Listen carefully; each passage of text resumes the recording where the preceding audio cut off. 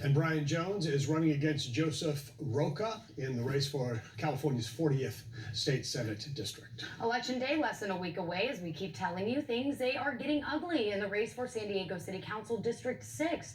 Both candidates running to replace Republican Chris Cate are Democrats, but one candidate says a smear campaign has been directed towards his team over the last 2 weeks. KUSI's Dan Plant has more.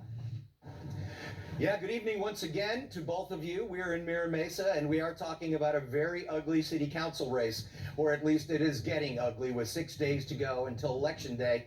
Hard to believe it's only 6 days away, but City Council District 6 up here is between a guy named Kent Lee and Tommy Hough. Kent Lee essentially is the chosen candidate from the folks over at City Hall, the folks that City Hall are putting money behind. Tommy Hough has been the community candidate, the neighborhood candidate, and has basically been walking the streets, canvassing and talking to people as opposed to putting out attack ads.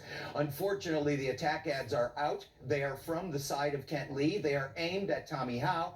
And if you hear Tommy Hough talk about it, most of them are either fabrications or complete lies, including they now call him a conservative real estate developer. He's a self-described liberal environmentalist. They also say that he's anti-police and he wants to defund the police. Well, that too is untrue, and we'll let Tommy Hough address that. They're saying that I'm some sort of conservative landlord, which my wife would love to meet this guy. They've been saying that I'm against homeless people. They're saying that I'm against housing. I've been advocating for building housing here in District 6 with an affordability component, a maximum affordability component for our middle class for months, even going back to when I ran back in 2018. They've been saying I'm anti-environmental when I'm standing up for golden eagle habitat. But most of all, the most egregious is what they've been saying about my relationship with the police. They're lying. They are lying. They are making things up. They are misrepresenting my record. And the most egregious of all of them is what they're saying about my relationship with the police. They are lying about it. They are wrong. I have been actively supporting police funding for months and months. I've been on the record about that with interviews and in forums. We need more officers on the streets. We only have about 1,500 officers right now. We need about 2,200 officers on the street for basic public safety. We need to make sure that when your car gets broken into, when your catalytic converter gets stolen, if your house gets broken into, the police do more than say, file a report online. The police know it's not acceptable. They've made that clear to us. That's why we need more funding for police now.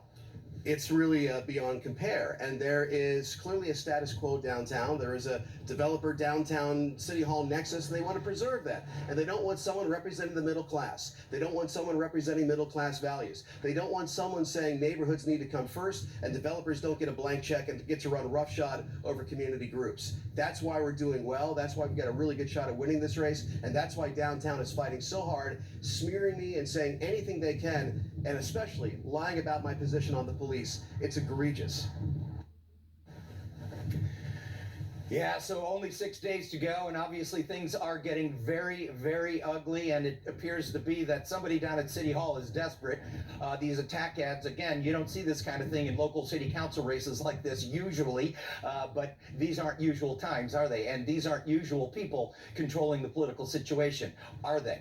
No, it is a one-party system, and they have chosen who they want to be as their candidates, and they're making it very clear. These attack ads are funded by these political action committees, but the political action committees are funded by people, including developers and unions, but also people inside City Hall, including Mayor Todd Gloria and Sean Ella Rivera, who have both donated to these political action committees that are responsible for the attack ads. So you really have to look deep into what's going on out here. And when you get a flyer on your front door and it says some really, really horrible things, you might want to just look a little further and see if any of this is true, because things are getting ugly. And again, think about this. Hundreds and hundreds and hundreds of thousands of dollars, if not more, if not millions, have gone into the candidate from City Hall, Kent Lee, in order to get a $100,000 a year job. Do the math.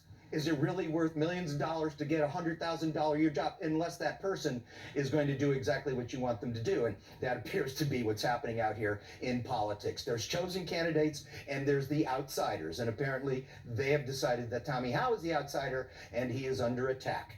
Before we go vote on Election Day, we have to do our homework, folks. We have to make sure that we know what we're seeing here, because what you see in front of your eyes sometimes is not the actual reality. Boy, 6 days to go until Election Day. We all need to do some research. We'll throw it back to you. Dan, plan for us there. Meantime, the